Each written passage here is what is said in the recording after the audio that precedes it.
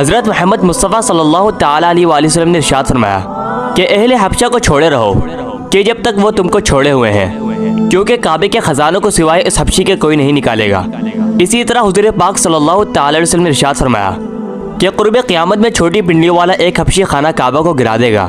जैसा कि बुखारी शरीफ के ये अल्फाज हैं कि हुज़ूर पाक सल्लल्लाहु ताला अलैहि वसल्लम ने इरशाद फरमाया कि मैं उसको देख रहा हूँ कि वो काला है और चौड़ी टांगों वाला है और काबे के पत्थर को उखाड़ उखाड़ के फेंक रहा है। हुज़ूर पाक सल्लल्लाहु ताला अलैहि वसल्लम ने उस हबशी के हुलिये को बयान करते हुए इरशाद फरमाया कि उस हबशी के सर पर बाल नहीं होंगे और उसके जोड़ों में टेढ़ापन होगा।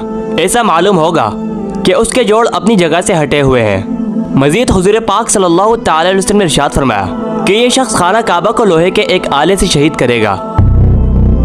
दोस्तों, अब बात करते हैं कि खाना काबा को आखिर कब गिराया जाएगा और ऐसी नौबत कब आएगी कि जब ये शख्स खाना